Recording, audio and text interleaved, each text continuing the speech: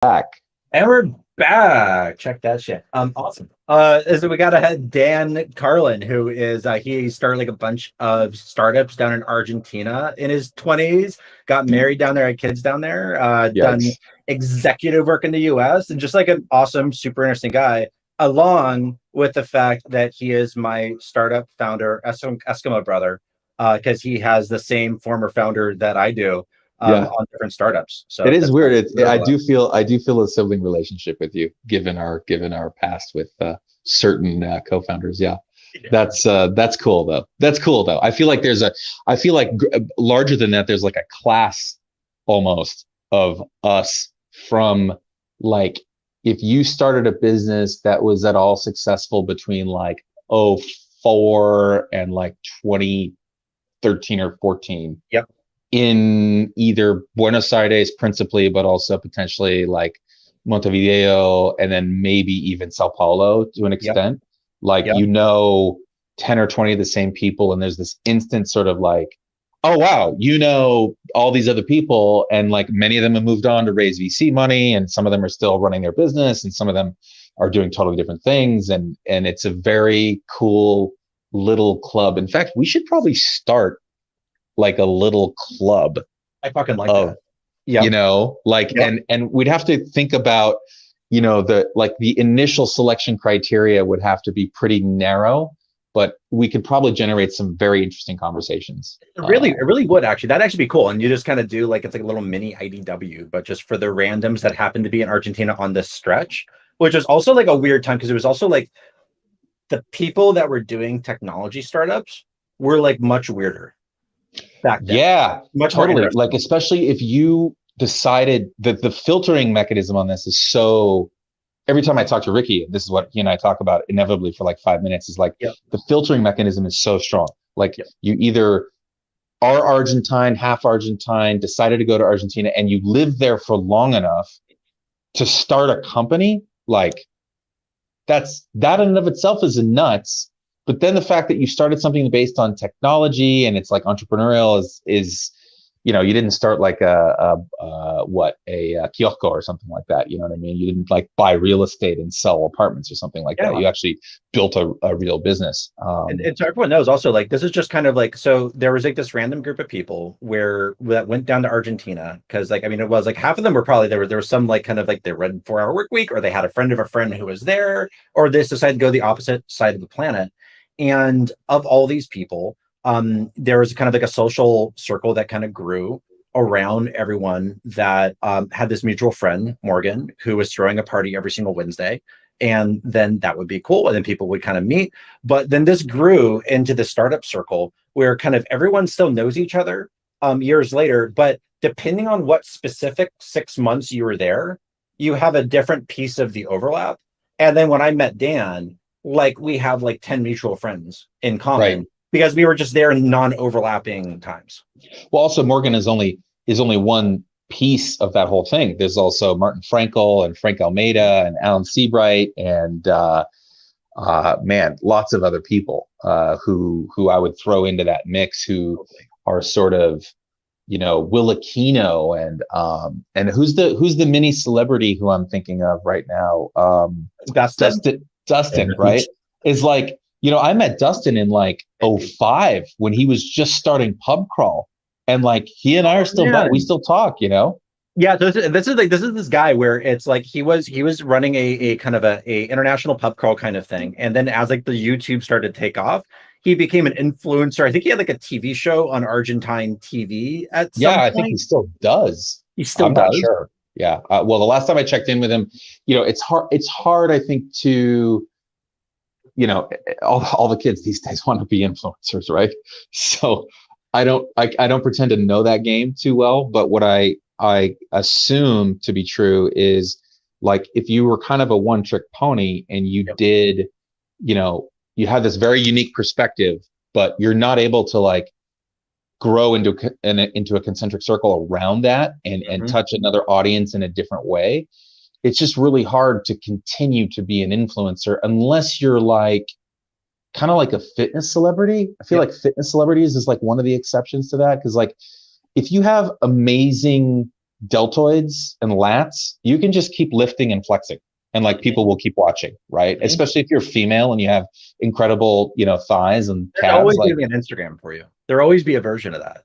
you know what I mean? Yeah. So like the whole like, oh, and then makeup celebrities, I think, is another one, like product testers, fashion testers, that sort of thing.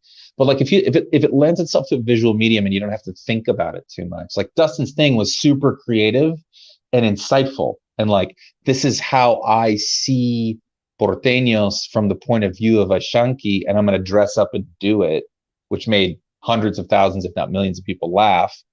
Right. But it's like, how do you extend that then to other cultures or to other groups who might also find that funny, right? But that's really interesting. I hadn't thought about that, because you're right. Because it's like, if you zoom out, it's like none of these job titles existed before, right? And like compared to like being like a fitness model, like that was only employing maybe hundreds of people, not tens or hundreds of thousands of people. So it became an actual job title, like a product tester. Do you think there's tens of thousands of fitness model influencer types? Yeah, for sure. Yeah, I think so. Because I think if you think about Instagram, I should get in shape, right? Make some money.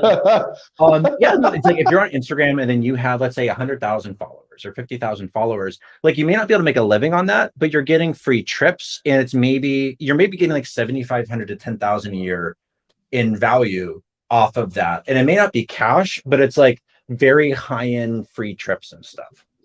Wow. Yeah. And then you have all the travel bloggers too. Like one day I went on my YouTube, which is a highly curated. You mentioned IDW at the beginning of this. We should go back to that, because that's like a core piece, or rather group of content that I consume very regularly, and have consumed very regularly for probably 3 or 4 years now, maybe even more. According to last I heard, actually, Sam Harris officially left the group, or like unofficially left the unofficial group. So turned in his card. Right, exactly. But on the travel blog, so I looked at YouTube one day, and there's this function in YouTube that says basically like, do you want to see what's trending? And I'm like, shit, I've literally never clicked this button. Yep. Let me click this button and see what's trending.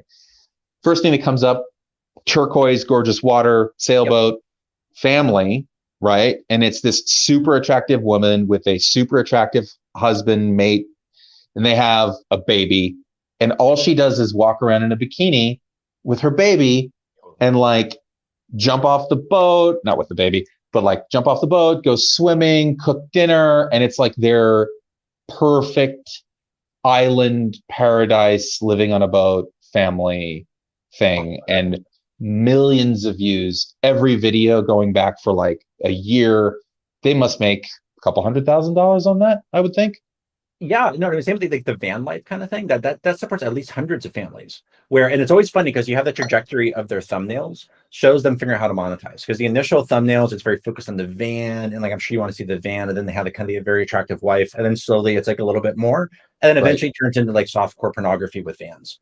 And so you have this kind of like trajectory over time. And then you can also be like, okay, now they're making some money. Now they're actually turning, this is a career now. They're taking this serious. Hey, when you walk around in your underwear and you're just cooking in your underwear, people like watching that shit. But it's like, I think that the insight there is like, it's not just pornography that people are sexually interested in. Like, they're sexually interested in like a little skin, but there's a story around it. Yeah. Right.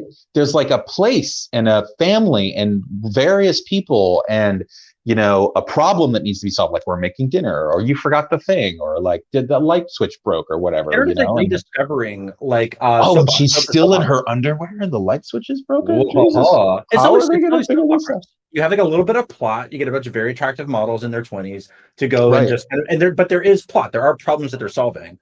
It's, just you're in a van. And it's not as outlandish and ridiculous as like Real World. So it seems to me like the next logical iteration of Real World. That's true. So this is reality TV. This is just like reality TV / soap operas, but because of the internet, it's like mapping what works about soap operas to like every single imaginable scenario. Yeah, exactly. Yeah. So what got you into IDW? What was it? I'm trying to think what it would have been originally. Do I we think it want to might have explain been what that is to the massive audience that you have?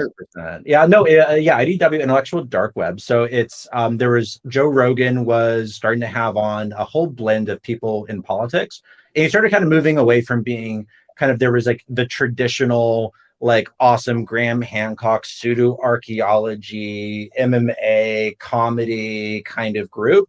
Then he started adding in Ben Shapiro, and he started adding in Sam Harris, and he started adding in people that even if they weren't political figures, they were very interested in politics, and the conversations would go more political. And then each of these people either had a podcast already or they started one. And then they sort of have each other on each other's podcast. So it became this very intermeshed, emergent kind of cable network almost, where if Yeah, you subscribe to one of these people on YouTube, you'll discover all these other people, like the Weinstein brothers. And yeah, then you have like Dave Rubin, these other guys. yeah. So over time, this emerged as like a very big cluster. And so, yeah, no, the way I discovered it, I think it was Ben Shapiro or it was Sam Harris on Rogan, and probably one of those. Yeah. Well, Where did you find it? Eric Weinstein coined the Yeah. term, like 2017, I think, Mhm. 2018, maybe, on a long show that he did with Sam Harris and I believe with Brett Weinstein as well. Yeah. But yeah, and then Jordan Peterson and all the others that you mentioned kind of got kind of roped in somehow. But I like his explanation for why Sam Harris, back to Sam Harris, Yep. his explanation for why he left kind of perplexes me. I'm like, they're all oddly like really data driven and obviously hyper Elon Musk intelligent. And by the way, if you listen to also like Jason Calacanis and all the other like Yep. startup podcasters, Yep. You'll discover that Sam Harris, Jason Calacanis, and Elon Musk used to have dinner together all the time. Yes. Yep. Yep. Like, could you imagine being a fly on the wall in that room?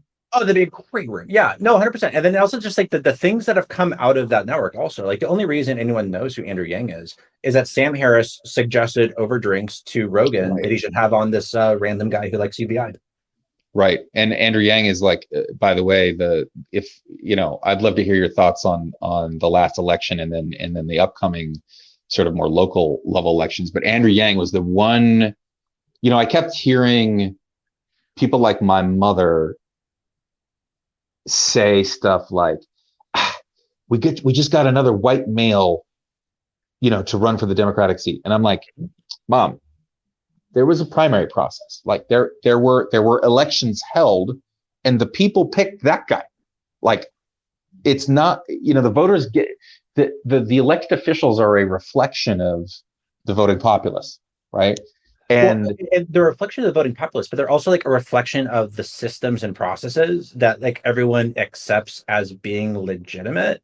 So it's I mean, it's a side topic, but it is like you have the Democratic primary that's kind of going and it's picking these candidates, but at the same time you have this massive voting population that didn't exist 150 years ago. 150 years ago, you would have had maybe 3% of people voting.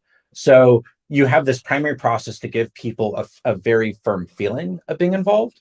But this IDW and the other kind of networks, it's the first time that there's been a news channel reporting on the corruptions in the process, which is deeply destabilizing. Like, what do you think? Like, do you think like it is destabilizing?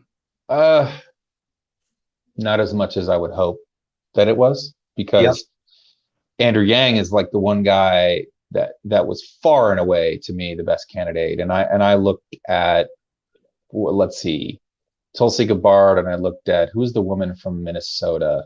Oh, Klobuchar. Klobuchar, and Pete Buttigieg. Yep. And here comes along Joe Rogan, and it's like, he's just gonna get elected. Yep. Ahead of time. And it's like, why? Well, he's the most sort of like he's the candidate with the most inertia. Mm-hmm. It's sort of like the least progressive, although always saying that he's the most progressive, saying he wants progress. Yes. But in reality, the least amount of progress. This is one of the things I can't stand about sort of big business and bureaucracy, generally speaking, is like people always do the opposite of what they say. Oh, we're all for progress. Yet actually, in reality, what we're going to do is going to keep everything almost exactly the same, and keep all the processes the same, and keep all the institutions the same. And we're not actually going to break out and change things. You have people like Elon Musk who obviously do the opposite of that. And if you We listen, also have the people, but you look at the actual. I think like Trump was this really interesting like stress test of the entire system, because like I thought 2015 that was a fun election cycle. So because there was this moment where everyone realized like, holy shit, we can just storm the Bastille. Let's do this thing. Like we're gonna troll the White House. Like we're gonna put an internet troll into the White House. It did, like on Reddit, there was a subreddit, the Donald, and on this subreddit very early, because I remember like after debates, I'm like, this is a hilarious shit show. I'm gonna see what the discussion is.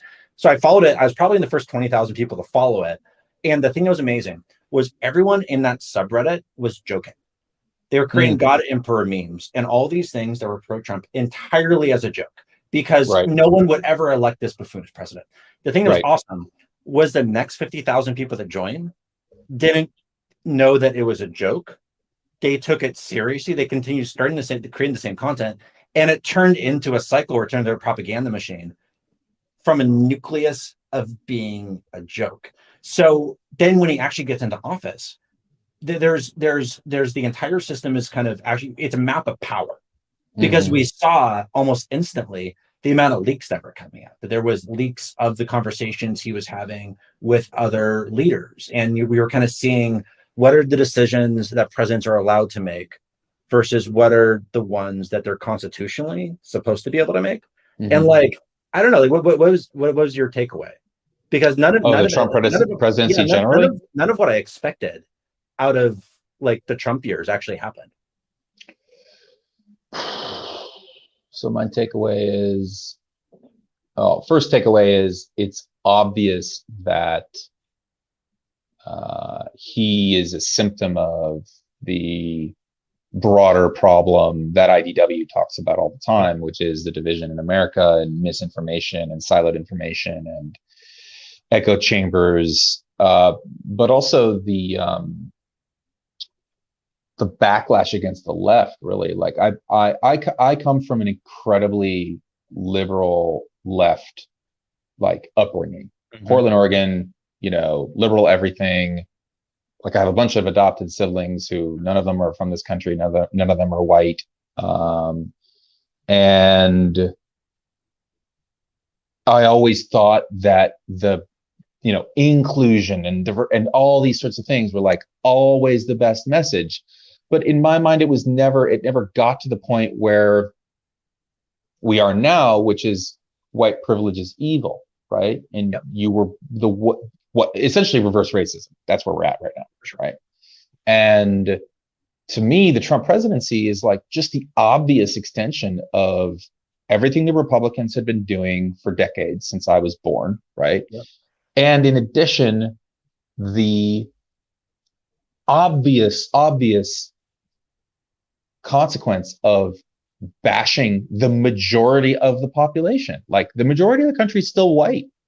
You can't get away from that fact. And if you call white people evil for long enough, and you're over here on the Democratic side, right, they're going to vote against you, right? Like it's just obvious. And then if you look at like the Trump persona and the Trump operating model,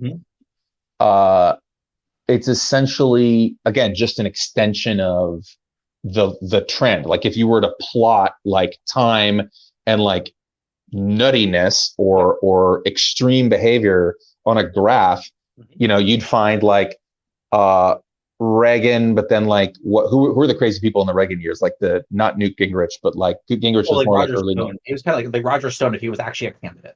Okay, so there you go. Like, and then you get into the Clinton years, and it's like Gingrich, and who else was nutty on the Republican side in the '90s? But there's never been there. You'd have like news personalities, I guess. You would have Rush Limbaugh. Rush Limbaugh, right? But they were the entertainment part of the conservative complex. They weren't the people that are being run for office. Right, but then that kind of ties in with the rise of Fox News, right? Yep. And so that all plays out through the '90s, and then the big, like the aha moment for me, where I sort of stopped becoming a Democrat, Yep. Never became a Republican. Want to make it clear in case anybody ever watches this or listens to it. Never became a Republican, Yep. but ceased being a Democrat because I was like, Bill Clinton, who, you know, pros and cons, but NAFTA gave away, and free trade and the Milton Friedman ideas of lowering all barriers to entry and increasing free trade, and you're only supposed to do what you're good at, and you trade everything else, gave away all of our sort of skilled labor, all of our blue collar jobs to other countries. And I'm not saying that that was evil. I don't think it was evil. I don't think it was nefarious, but I think the unintended consequence of that is all of a sudden you have cities like Pittsburgh and others that are incredibly impacted by this, and often in swing states where if you don't have a technical education, right, or you don't have a master's degree or a PhD, it's like, how are you supposed to go do something else? And it's like, then there's that phrase, truckers should learn to code, something like that, learn to code, right? It's like, give me a fucking break. Like if you were driving a truck, and this is Andrew Yang's argument, it's like, if you were driving a truck, you can't say learn to code. That's axiomatically incorrect. Like, give me a break. But also, like, this is like a course of, like, I think the thing that's frustrating with Clinton in the 90s to me is that it wasn't necessary for us to turn into a late republic so quickly. Like, we didn't need to speed run this thing. This could have taken an excellent point. 200 years to get there, right? Because that's an excellent point. Because it's like we are in a late republic now, because now we're in the same thing as the late Romans, where we're kind of importing in labor that's then competing with the lower class in the population, which drives social tensions, which then eventually drives increasing political violence. And then because there's increasing polarization from this kind of very human cycle that occurs, eventually neither side can agree on anything. So the elected officials are unable to pass any meaningful laws, to pass any systemic solutions for 50 or 75 or 100 years. We're only 20 years into dysfunction. Like, this could go another 100 years.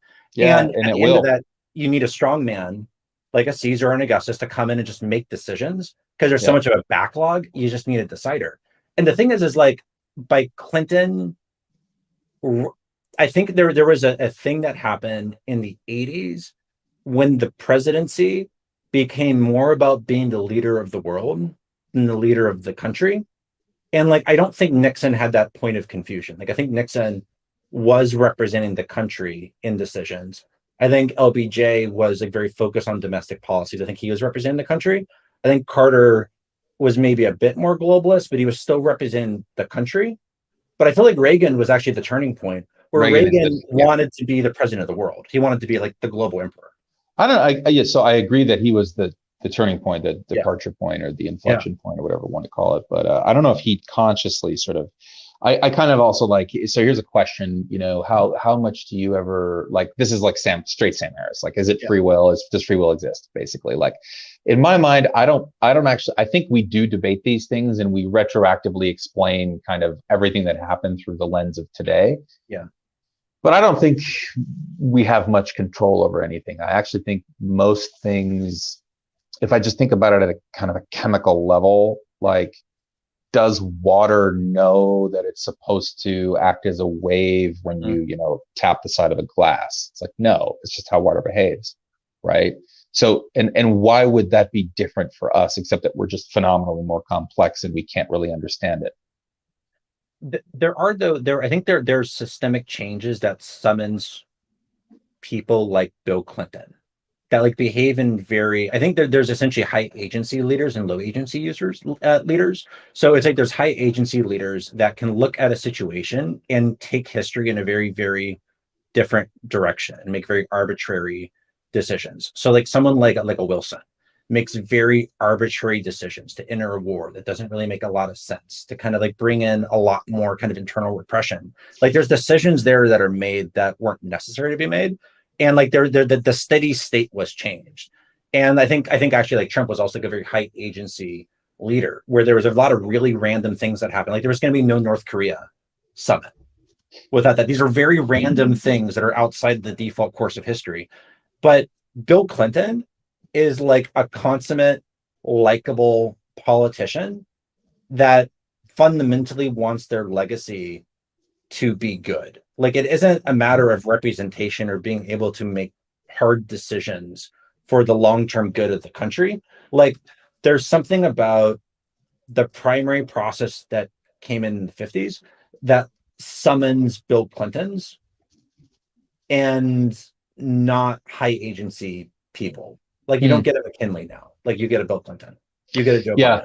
Biden. Yeah, I think what I'm saying is like a separate topic of discussion, which is I don't think that we are actually making these decisions. I don't think that Clinton's making his own decisions. I don't think that so like it goes back to this piece that Sam Harris did where it's like, Yeah. do you actually think your own thoughts?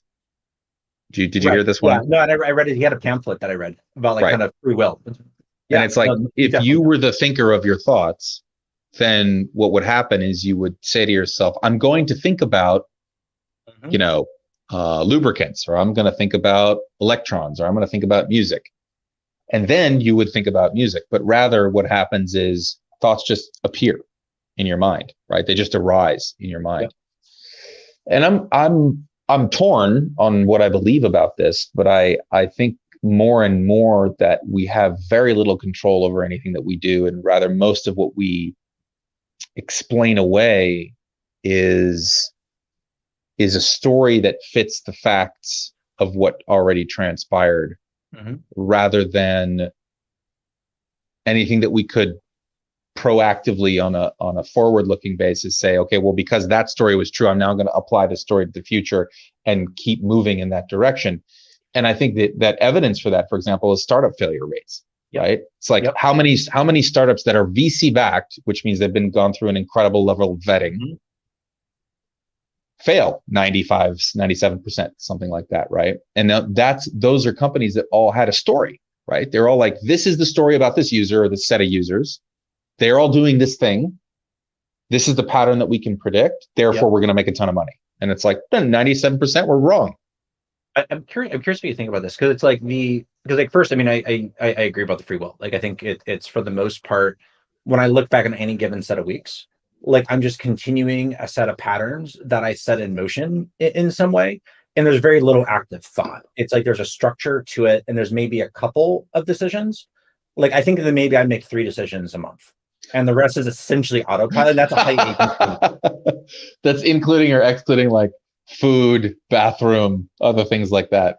Yeah, no, right. So it's, yeah, exactly. But then it's there's the autopilot from going to the bathroom, but also the autopilot of when you're going to go to the bathroom, how often you're going to take bathroom breaks. Like I'm not in control of any of that. And then as I start needing to get close to going to the bathroom more, then I start to wind down whatever my task is, and it's all autopilot. So here's a question. Yeah, I am on hour 30. What is it? We started at 7:30 p.m. So what? I'm like 36 hours. No, almost 40 hours, maybe 45 hours into a 5-day fast. Sweet. Yep. And I'm doing this because I want to lose weight. I've been overweight for a while. And is that free will though? I think it is. So I think that's a great example. My conception of free will is that like there's moments where you forcefully make a decision for your future self in a way that constrains your future decisions. Like I think the only way to actually exercise agency is to force your present agency on your future self. And then you set some timeline in which you're going to retake the agency. So yes, I think agree. that's a perfect example of that. And I think that the way that you do that is, so the way that I'm doing it, actually, this is actually now the 5th fast that I will have done in 5 weeks. The previous 4 were all 48 hours for 3 and then 72 hours for 1. And now I'm going to go for 5 days, however many hours that is. And the way that I get through the moments of hunger, like first it helps to be busy, but the way that I get through the moments of hunger where my brain is going, and it can be such simple stuff, because when you get really hungry, like it doesn't even matter. You can be looking at lettuce. You're like, oh my God, the lettuce looks so good. And I just keep telling myself, these are just thoughts. Yep. These are just thoughts. You're okay. They're not real. You don't have to act on them. You don't have to do that thing that your brain is telling you to do. And that's the part where I kind of go, that's the other side of the coin. I just don't think I don't think you can. Maybe you can, but my instinct is that you can't really do it proactively, but rather you kind of have to keep telling yourself, like, the thing I need to be doing, like I need to be building the spreadsheet, or I need to Yep. be making this call, or I need to be not eating. Yep. Like you have to keep thinking that thought actively to get Yes. yourself to not do or do the thing. Yes, you're forcing it. So I mean, I've done the same thing with the fast, and the time I've done it twice, and both it was the same reason. It was there's something about my diet, or like I wasn't exercising as much. It was completely off the rails. So I just decided that whenever it gets really off the rails, like I'm eating Domino's a lot, then I'll do a fast. And I found that after that, as long as I count calories and count macros from the first meal, I like kind of bitch slap my nervous systems and my Mm, habits, where yeah, like there's something in the back of my monkey brain that's very afraid. totally. Yes. The monkey brain, I think, has so much control, or rather the reptile brain, I think is what we mean to say. The reptile brain has so much control over habits and processes. I mean, there'll be points at which I'm eating irresponsibly, and I'll just like look at what I'm eating and I'm like, I'm not even hungry. Like Yep. I don't even need this food. Like Yep. I was full on like the second bite. Really all I needed was like a piece of cheese, right? Like, or half an apple, right? And Yep. but now I'm on like my third bowl of cereal. What are you doing? And oh, by the way, you can stop. You can stop, but you have to like say, put the spoon down, say to Mhm. yourself, you can stop. That's okay. Like these are just thoughts. Like you're just reacting to everything right now. Yeah. It's bizarre how human brains work. But I found it's interesting. Like I found I'm surprised like that it seems to be this mechanism of like making the decisions for your future self seems like it's relatively rare. Have you ever read like the autobiography of Andrew Carnegie? No. Okay, so it's like I read it when I was like 17. It blew my mind because it just there's a tone to it of like a grandfather sitting you down by like the fireplace and just telling you how life works. And Mm-hmm. it just takes you through his entire life, like all the lessons that he learns. And it has like these like gems. Like at one point, it's like family's dirt poor, they come with nothing. And he gets his first job in a factory and he's like 10. And he's like working in this factory and he's throwing up 3 times from just like the coal fumes. And Mm-hmm. he's like, it was so much the better because I had like more room for dinner.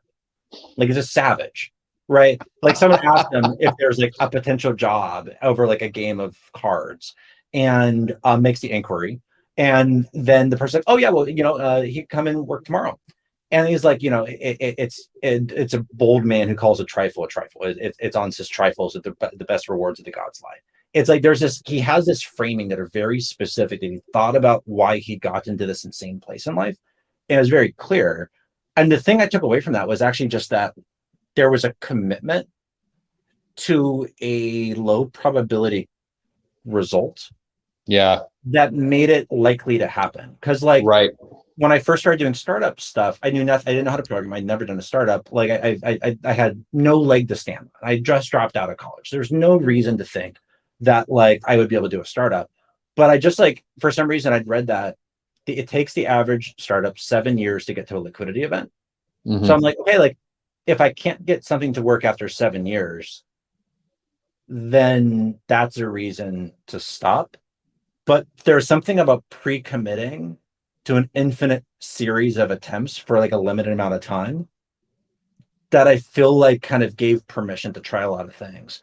Like, how does that resonate? Or have you had anything similar in your Yeah, life? I totally agree with you. I mean, I was an athlete when I was younger. I was a swimmer, and I swam at a very high level. I mean, talk about a low probability payoff, right? Mm-hmm.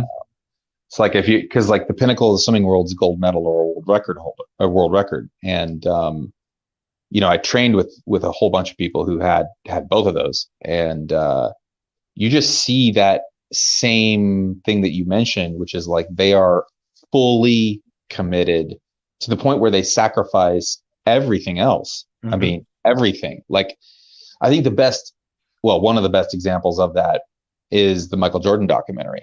Yeah. Have you watched that? I mean, Yeah. incredible. I watched that with my kids. Like, I think it's such an important piece of history. And I think it's such an important psychological examination of it's like a character study, basically, is what it is. It's like, who is Michael Jordan? Like, what drove him to do this?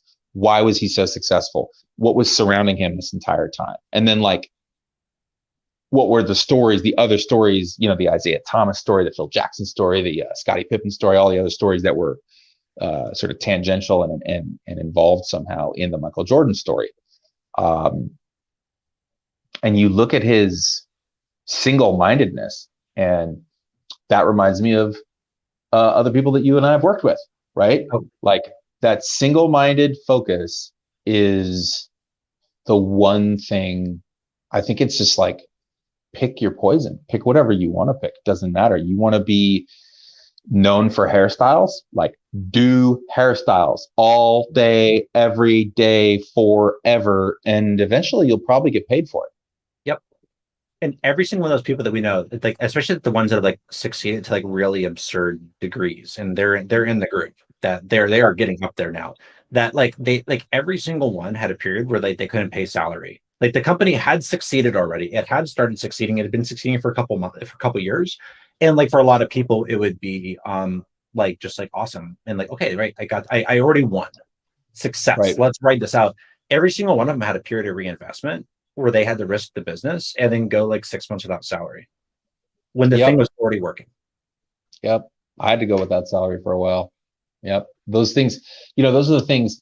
That's one of the reasons I love doing my consulting and advising of younger entrepreneurs, because there's just so much that you don't know. Like, the prevailing narrative, I think, in the media is, you know, entrepreneurs have this incredibly fabulous life. And it's like, no, wrong, like, categorically wrong. You have to be obsessive, and you have to work harder than everybody else, and you're the guy who's holding the bag when shit goes wrong. Remember that. Like, and shit's only going to go right, like, after you got it wrong 100 times, like, literally 100 times. Like, you're almost going to go out of business 5 times before you get it right once. That's the one where everything goes right too. That you almost got out of business 5 times. Right. Yeah, it's like, oh, this overnight sensation. Every overnight sensation that's ever been listed, with, like, actually more recently, I feel like the curve is accelerating because technology generally is accelerating. So there's acceleration on the acceleration. But it's like, overnight sensation really means, as you said, like, liquidity event at 7 years. It's like 3, 4, 5 years minimum. And that's if you like begging your mom and dad, hey, can I just have another 10 grand? Hey, please. And begging your parents, friends who have some money, begging your best friend who's a lawyer. Hey, can you look at this contract for me? Begging your friend who's a software developer. Hey, can you look at this? Can you code this thing for me? Like, begging a freelance, you know, UI UX designer. Oh, could you just do it for $10 an hour, please? Right.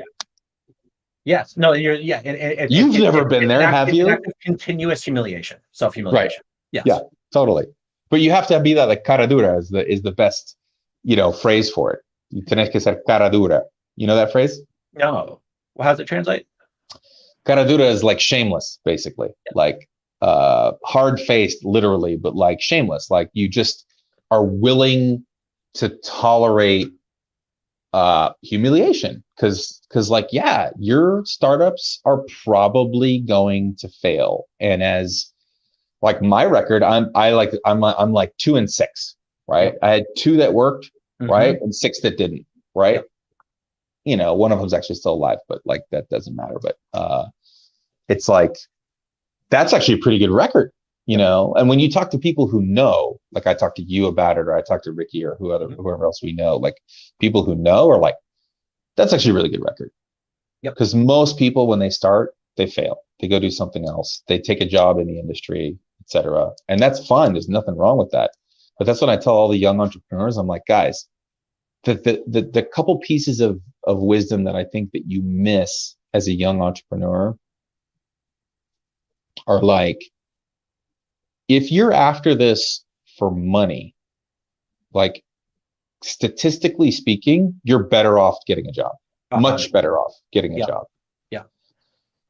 So if you're in this because you're totally obsessed about solving the problem of, access to poker online, like that's great. Then solve the problem and be totally obsessed about that. And hopefully the money comes. Hopefully there's a market for it. And if not, that's fine. But know that if you commit to solving that problem, Yep. while you will gain skills along the way that could lead to some other opportunity, you're giving up this cost of building this sort of reliable employee kind of resume, right? Yeah, but I think it's like even more than like being obsessed with the problem or something. Because I feel like everyone gets obsessed with the problem as soon as it starts working, and then just kind of like backhacks the justification for why this is like their life purpose. It's like there's the part where it's also like that you're fundamentally unhireable Yeah. on some level, and that I feel like is like the biggest like common trait, which is just that like given a stable situation, you will 10 times out of 10 blow it up. Yeah. What is that about us who like to blow shit up? Like, why do we like to blow stuff up so much? Oh, I mean, it's just novelty. I think like, so because I know it's like if there's a situation where there's like a process that's been operating over and over and over again, and like looking at it, one of my very first jobs, this is kind of after dropping out, and then I day traded 3,000 up to 30,000. Then I dropped out of college. Then I lost it all within 3 months. I was working a bunch of odd jobs, trying to like make it in San Francisco. Love So it. eventually, I wound up working at a psychic and phone sex company, and yeah, and it called Ingenio that later sold to, I shit you not, AT&T, like plot twist. What? It's so Okay. random. So I was working there as a customer service Cultural agent. fit, I'm sure. Oh, Yeah. it's a great culture fit. So like I was like, it was like the it would be customer service. So you'd have not just the customers, but you'd have the phone sex operators and the psychics, and the customer, the psychic, and the customers, the phone sex operators, and the husbands of the customers of the psychic customers, and then the wives of the customers of the phone sex operators Right. calling it a regular customer service job. So the thing that was really funny was when I'd been there for like a month, like in orientation, you meet the co-founder. And I met him. He's like super good dude. And every once in a while, he was like, "Oh, and like, let me know if you notice anything." So I just shoot him an email every once in a while, which apparently is a weird thing. But then 80% of the questions we were getting were should have been answered in an FAQ or before someone calls, surfacing it. So I sent an email being like, "Hey, like, I think we could probably like cut the call volume by 70% and like lay off like a decent amount of the department. Like, I know this is how much I make, so it's probably like at least 150 grand if we do this. Like, I don't know, like, who should I talk to do that?" And I just shot him that email. I was like a 19-year-old. And I turned and I told someone about this. I'm like, "Oh, isn't that cool? I just shot this guy an email." He's like, "You should have checked with our boss first." And he like his eyes went wide and he turned around. Yeah. No one does it. This is like a Jordan Peterson kind of analysis here. It's like the dominance hierarchy type Yeah. stuff, right? So like people like you and me, and I've had to teach myself this a lot since I've been in the corporate world, is like Yeah. you can't step outside of your place by more than like that much. Yes, exactly. Yep. Yep. And if you step outside by that much, it's like, ooh, that's creative.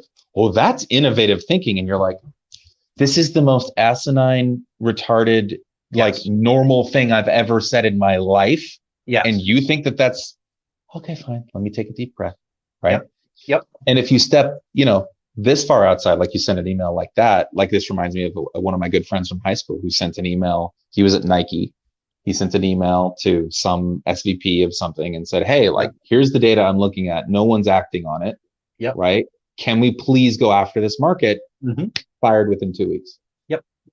And it's like, why?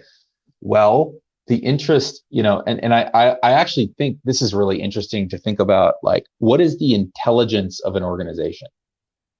Like the collective intelligence of the organization. They're artificial intelligence. It's a very early AI, but it's essentially like a hand crank AI, right? Using humans as neurons. Exactly. Yeah, those are the nodes, and those nodes are interested in self-preservation, and they're going to kill any of the nodes that may threaten the whole. Right? Even not even the whole, may threaten like a corner of that collective intelligence. Right? Because his an email like that doesn't threaten the whole. In fact, it's good for the whole, because that's what, like, you and I and this friend of mine, the way we think about it is only like 5 years in the future, right? 3 years in the future. Like, that's an opportunity. It's obvious, right? And so many of these things to people like you and me are just obvious, right? But if you don't get all the and that's what I learned in consulting. In consulting, what I learned is consultants don't really exist. Well, at least strategy consultants on the level of Oliver Wyman, McKinsey, et cetera. They don't really exist to like find you a new answer. Like, there's no new answer out there. There's nothing surprising about the work, the data, the takeaways, right? What they're doing is they're compiling all that information in one place so that a group of stakeholders, not necessarily executive, but could be board members, could be executives, could be employees, could be shareholders, doesn't really matter, can align around an idea that makes it safe, right? It's now safe to make a decision about this thing because someone outside of the collective intelligence, right, can now be killed if we need to kill them, which just means they don't get work again, right? Totally. So that's stakeholder management, and that is something that I think great entrepreneurs actually do, but usually like as a step, I don't know, 3 or 4 or 5 of their career, like they already were able to like gain enough traction around their idea by recruiting enough talented people, getting enough capital, building the thing, getting some product market fit to be able to get, let's say, break even or something like that, right?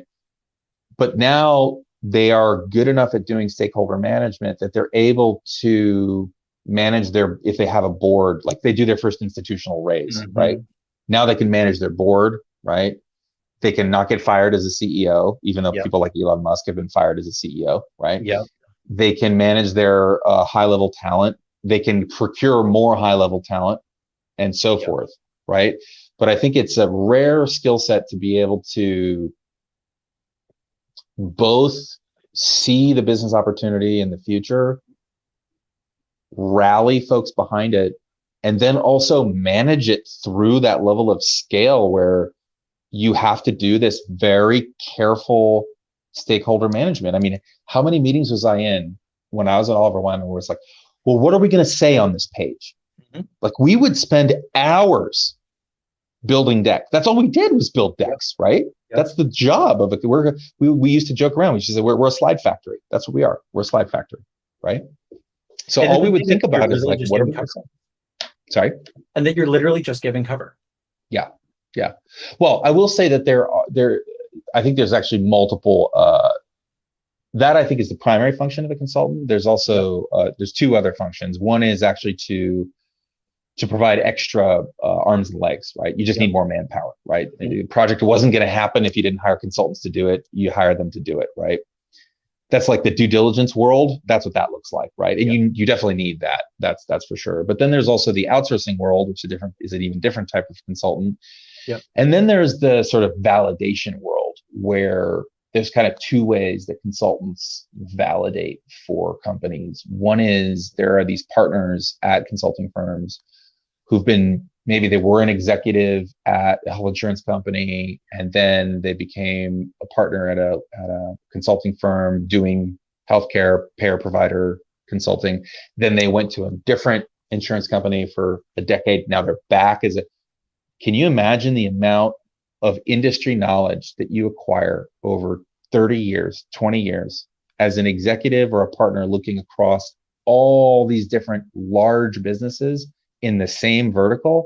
It's insane, right? They just know. Like it's like, because I think about like even when I like doing growth consulting, and I can look back over 10 years of running experiments, and there'd be an idea that comes up.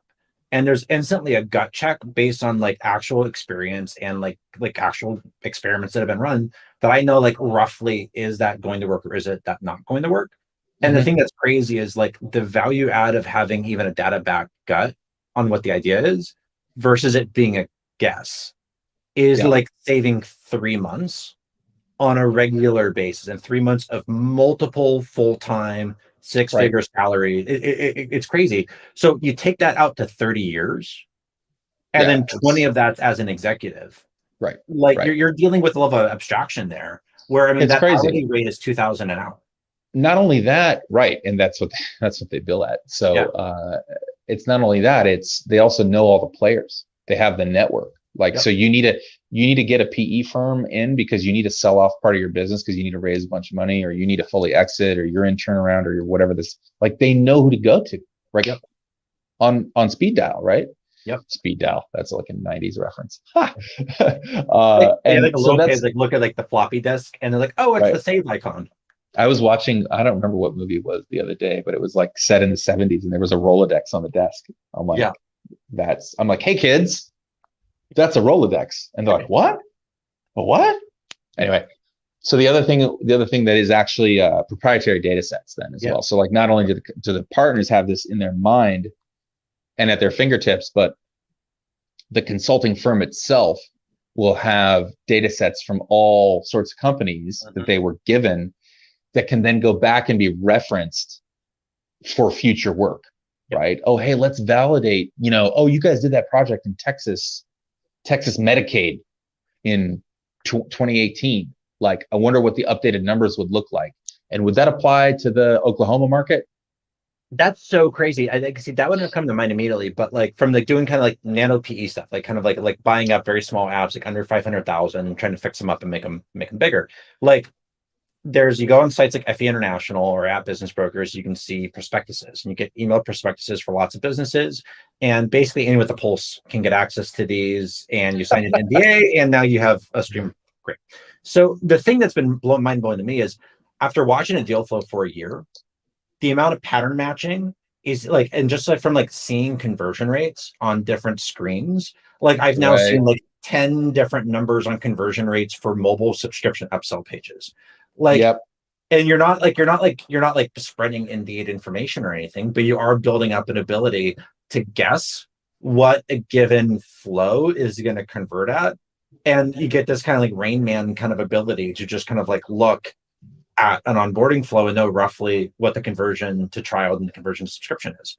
And then you can kind of start backing into like revenue numbers. So it's like, but then you think about being able to do that from like a data set where it's companies doing deals valued in the hundreds of millions, or you're doing like someone who has the background of doing that before oil and gas deals.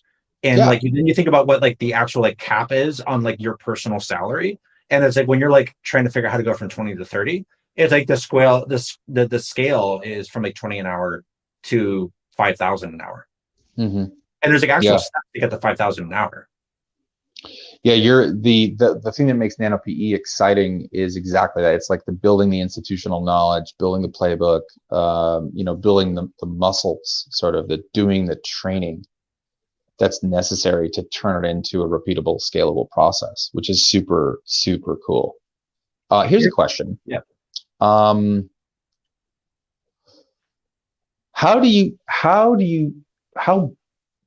well, I'm gonna not lead the horse here too much. Recruiting, talent acquisition. It is my experience that it's done really, really badly, pretty much everywhere. Yep. Exceptions to that might be places like Google, although I'm not sure. I've never recruited with Google. I've recruited with firms like Bird, and who's their competitor? Who's the competitor? Lyft, not Bird, Lyft, Lime. Lime, right. So those two. So now they gave you an analytics test before your first official interview with the hiring manager. Yep.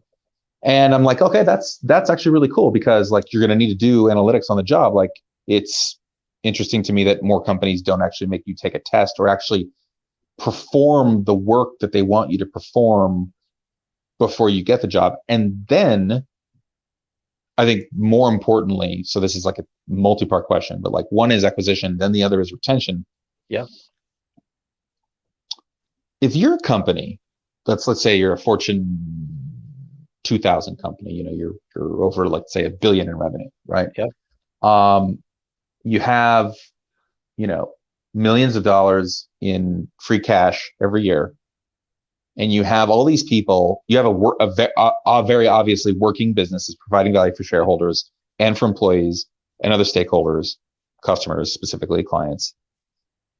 And yet you do things like you don't give pay raises on bases.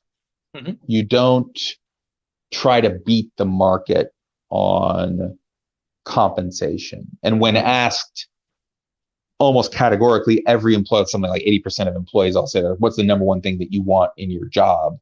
Besides, of course, liking what I do, it's money. Yep. Right? Yep. And so my question is, why don't companies value more the cost of attrition? It's like, I think it's not clear, because I think it's like, I've been thinking a lot about that also, because I think it's that it's not clear that you can actually, if 5% of the employees are delivering 90% of the value and the other 95% exist to run the processes that the 5% create before they leave, then it's not clear you can afford to keep that 5%, but you will make the other 95% much more expensive and hurt morale. I don't know if it's a solvable problem. You don't think so? See, I think it is solvable. I think that what I've seen on the people I know from my graduate school and my wife's graduate school is the same sort of like large group of people. Uh-huh. They're all hopping around, right? Yep. And for various reasons, not always because they weren't paid enough at a certain job, but very often because they know they can just make more money if they go somewhere else, right? It's not like they didn't like this job. Right? It's just like, well, I did it for 2 years, and I know now if I jump to this other place, I can make 20%, 30% more money. And that's been categorically true for me as well. Sure. As soon as I left Oliver Wyman, I started making more money. As soon as I left there, I started making more money. As soon as I left there, I started making more money. It's like, well, why isn't, if it is simply logical for me to leave so that I can make more money, and I know, like, if you put a rough estimate on it, like what's it actually cost to ramp up a new employee? Right? Oh God, it's got to be. I mean, it's not just their salary; it's like half the time from the people they work with most closely. So for like a senior level role, it must be 150, 200,000. Well, so like let's just assume let's assume an all-in comp just to make the math easy of $100,000, right?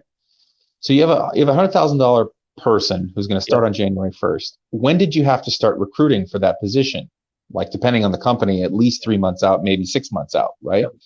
So now you're talking about job ads, job fairs. When we were traveling in pre-COVID, travel expenses, other sorts of branding and marketing that you do at trade events and stuff like that.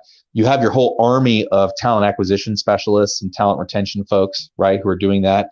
You have all the HR people who are backing them up with like comp plans and leveling and all that sort of stuff. You're ready to play 2x. At least 2x. At least 2x. Maybe 3. Yeah, just that's all the pre-roll. That's before you're actually interviewing people. Then you're sucking. You didn't even get them yet. You didn't even get them. You have them wasting 50% of the time of the people they're working with the closest as they ramp. Right. For 6 months. Right. And it takes at least exactly. And they take at least 6 months to ramp fully, at least. And if it's a complex job, it's a year till they ramp fully. Right. Yep. And so it's like, so if you just take a conservative number and you're like, it actually, to get a person who's good to perform a job that pays $100,000, it's actually going to cost me $200,000, right? Before I even get them, right? Which means I need to retain them. And let's say the ROI on that on an annual basis is 100%. So let's say you make back only $100,000 in that first year. So you pay them 100, you made 300. So sorry, you paid him 100, you made 200, so you netted 100 on that salary, right? Yep. You actually have to retain him for 2 years just to pay off the acquisition cost, right? I think the problem is that the highest value employees, like as soon as you give them more pay, they just negotiate the shit out of that with other potential employers. So it's like I feel like the problem is that like there's a book by this guy Felix Dennis who did he started Maxim, a bunch of magazines. And it's called How to Get Rich. And he has this line that's great called like teamwork is the glue that holds losers together. Which is so true. Because the thing that drives employee retention for the most part is teamwork. It's a shared sense of sacrifice and a shared sense of goals and purpose and belonging. And then for people that are leaving after a year and a half, they value teamwork at 0. Well, very low, not necessarily 0, but very Maybe low. not Yeah. 0. It's not, you're right. It's not quite 0. So it's like working with people that you enjoy is worth a lot, Yeah. but they're going to value the cash component sociopathically high compared Yeah. to the people that value teamwork at a normal level. So I feel like it's like the challenge would be to actually retain long term. The cost would be massive. So you're saying, but you're also saying it's a segmentation problem. Yes, because because you're capable of doing the math, so am I, of what's the value I delivered to the business, and I can do that math extremely well, and then I can ask for 30% of it. Yeah. Right. And but I'm happy to throw in cogs. Like right. It's I'm happy to be fair about it, but I want to know what my equity is going to be on my labor. I want equity on my labor, and then the forward looking percentage of the processes I create out to some reasonable time frame in the future. Right. Mm-hmm. So like that comp package would be the minimum for an employee role to be interesting. Right. Right. See, I think that it's actually simpler than that, though, because you're an outlier, right? You don't work at a big company. Probably never will work. For you? I think that. So I think a better example, also, like I'm still basically an outlier. I think a better example is like my wife. Okay, so I dragged her in to be a co-founder with me on the wine business, and she is the most reliable, supportive employee that you could ever want. She's fantastic. She's always smiling. She's happy to help. Everything gets done with a great level of detail. She's on time for every meeting. Like, it's wonderful. Yeah. But like, let's think about what she's thinking in terms of her job prospects at the moment. She just had a friend of hers leave and go to Google, right? Mm-hmm. Same starting date within a couple months, right? Yep. Same level, is making 30% more money now. Yep. 30% more, right? Like that's meaning life change. It's not life changing. It's not, but it is at a level. It's life changing money. That's life changing. And so it's like, and at your review, you're told that you're not going to get a raise on your base because last year COVID really was hard on the business, even though it's publicly traded and they can go online and verify the fact that they actually made 5% more net income. Yeah. Yep. So like you're treating me like I'm stupid. To do layoffs, so now their costs are lower. So you're treating me like I'm stupid. You're not paying me what I'm worth. And I know that my friend just left and got more money at Google, arguably like the top place that anyone would want to work to have on their resume, right? So it's like, you're giving me no incentive to stay. And the ramp process for her program and her position is like a year, right? Like for the acquisition process. The acquisition process is a year. The ramp process is a year, right? The payback period is at least 2 years after that. Yep. So if you're not keeping people for 3 years, at least in these corporate jobs, you're just losing money. But my hypothesis is they're just making so much money that it doesn't matter. Yeah, because it doesn't fundamentally matter who's in those roles. They're like boxes in the AI, and like the processes were figured out 7 years ago, and that part of the strength of the business is the turnover. Like that's one of the reasons to give Google a strong multiple, is that they have so much turnover within each of these boxes, and then the business continues to grow, is that they've de-skilled something as complex as running like a global search engine. So it's like the more skilled something is, the worse the business is. So that's interesting. So what you're saying is actually, that as long as if you can afford to have that turnover, what it means is that the positions didn't really require much skill to begin with, and the business is that much stronger. That actually makes sense. That's actually a scary explanation. So it's like, why do you even have people in those roles? If you haven't automated them yet. Yeah. What percentage do you think is actually work in roles like that? Oh, like 20%, 15%, max. Yeah. I think the rest is overhead. Yeah. The rest is just meetings and coordination and stuff. but mostly kind of like I just think about kind of a Byzantine court, like in just kind of like the rituals of a dominance hierarchy in the mid level.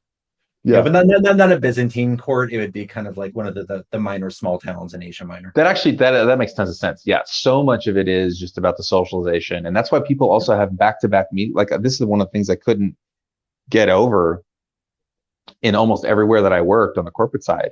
Yep. Back-to-back meetings all day long.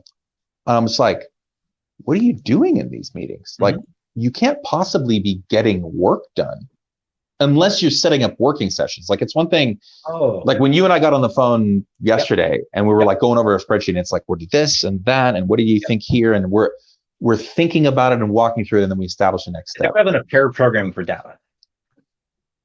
But you can't possibly be doing that for, like, if you have 10 hours worth of meetings on your calendar, let's say that amounts to 12 or 14 meetings. No, but it's not work. That's research. That's intelligence gathering. It's that because everyone hoards information to kind of maintain their position in the dominance hierarchy. It's that you schedule meetings so that you can gather information to figure out which way a decision is likely to go, and then position you and your team to capture more capital flows and slowly increase your position in the dominance hierarchy. Yeah, and that's the part that just is like, I'm like, oh, it's so tiring. Like my favorite is like there's friends I have that are extremely conservative, and they love talking about like, oh my god, there's lockdown, my freedom, right? And the thing that blows me away is they have a corporate job, and it's like for 8 hours a day, every day, they are a feudal serf at the beck and whim of their lord, and like the United States of America is a completely irrelevant political entity compared to the job that you have and your employer. Oh, totally. This another friend of mine who I do podcasts with from time to time. He mentioned to me the other day, we actually live in a neo-feudal era. Yeah. Yeah. I totally agree with that. Yeah. And and we're trending toward a more extreme version of neo-feudal, where there are something like monarchs, and that's going to be the sort of like the arch capitalists, the arch, business owners, the Gates and the Gates and the Musks and the Buffetts of the world. And then I suppose the political hierarchy would be just beneath them. And then you sort of have like professionals, right? Yep. And then serfs, right? And the top three categories are only going to make up 2% of the population, right? If you extend this out far enough. And that goes back to that thing about how like in the 90s, it was not required for Clinton to bring about the late Republic cycle like this. Like that wasn't guaranteed and it wasn't required. We could have kept the same system, because that was us importing capital and kind of lording our power over other countries instead of making it so we're diluting people within the country. It's still kind of fucked up, but it's better for the people within a certain set of borders. And now it's just kind of like that the cycle is almost guaranteed to keep going, because no country has ever prevented this cycle from playing out. Like what for your kids, because like you're already a father with multiple kids. So like how do you multiple kids? I love it. Multiple kids. I'm not dead yet. The like how I like that you said yet. That's important. Yeah, very. Yeah, and I'm like I was like six or bust. How do you think about things like college, and like when you're talking about the future for them, like how do you frame reality? Like for like what they should be looking forward to, and like how do you frame reality for them? It's a great question. It's one of my favorite things to talk about. I talk with most of my friends who are parents. I mention to them probably every other time I see them. Like I tend to be annoying, and I mean, like I just like, oh, what about? Because I don't think, college is almost exactly 10 years off for my kids. And like we're already seeing, this erosion at the bottom of the college pyramid, where like local places that were like local liberal arts schools, right? They're going out of business. They can't afford to stay in business. They got to charge 40, 50 grand a year, the same as the Ivy Leagues do. And like, who wants to go there when you can learn anything you want to online for free, right? So the learning is zero value, right? The network is the only thing the network and the brand really are the only things of value that are left. And so I haven't started talking to them about it yet, but my hypothesis is sort of like, if you can get into an Ivy League school, Ivy League plus, include like Northwestern and Berkeley and stuff in that equation, top 20, then it's worth going because of the network, basically.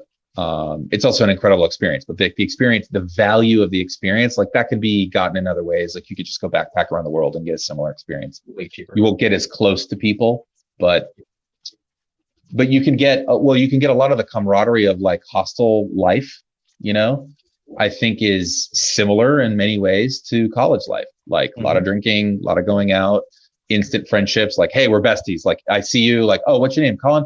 Where are you from? Oh, you're from the States? Cool. You want to go drink? Like we go drink. Boom. Yep. Let's play ping pong. Great. Oh, you want to go to a club? Awesome. Oh, did you see that monument? Did you go to the cemetery yet? Let's go. Right. And you become those friendships is so valuable at that age because you got to kind of have the current version of yourself every day. Right. So I think from a career standpoint, it's you got to go to a top 20 school ish. Right. Yeah. And I think that if you don't get in, I think you have a couple options. I think one option is you sort of have professional where you do all the learning yourself and you go join a company as an entry-level employee, as long as you have the certification from Cornell in computer science that costs you $100 online, or from Coursera in math or whatever it is you want to be studying and you want to go work at. Like that'll end up being good enough, right? For $10 an hour type jobs. And then you work your way up, right? Option two is, and I'm reading more about this online because I'm just kind of fascinated by the labor market. Trades, plumbing, like how are you going to automate plumbing? You're not. That's my estimation, at least not for 100 years, right? Yep. So it's one thing for AI technology to get there. It's another thing for robot technology to get there. Robot technology and AI technology, right? So be a plumber. Like by the time you're 25, if you get an apprenticeship, you can be making $50 to $100 an hour. Be an RN, become a nurse, right? The likelihood that we're going to automate nursing, super low, right? By the way, you can become a nurse with a 2-year associate's degree. Yep. Right. No, like you don't. That's like a really good wage, these trades are relatively high pay. That a nurse, I would argue, is much higher social capital than a plumber is. Plumber's like low social capital, but it's also kind of like, how sure are you of yourself? Like, do you care? Like, you're providing a valuable service for people. Yeah. I had to call the plumber like a month ago because we had a pipe that was stopped up. What the fuck was I going to do besides like urinate outside, right? Literally. Like this guy performed an essential service. When he left, I was like a week with YouTube. Say that again? Would have taken you a week to teach yourself how to do it on YouTube. Oh yeah. And by the way, and you don't even want to, when it's your toilet pipes, you don't want to mess with that. No, that one. So Ivy League, learn coding or math, online. Trade, and with trade I would lump and then sort of like, I think the last category is like anything that can't be automated that's not sort of trade related, like massage. Yeah. Here's so I guess like here's like another lens on that. Like one of my biases, I feel like the idea of like I think the idea of a teenager is kind of fake news. Like the idea that there's this phase in between kind of sexual maturity and 18, and at 18 we endow you with the full powers of citizenship, and then at 13 or 14 you're clearly a child who should have no responsibility and you need to be enslaved in school all day long. Like I feel like it's a very weird modern concept, and the way the Romans thought about it was that when you were a 13 or 14-year-old, you were an adult consumed by madness, was their phrase for hormones. And I feel like that's actually like a really awesome phrase. And the way to kind of tame the madness is responsibility and influence. Jordan Peterson. You're right. Oh, yeah. JP in the house.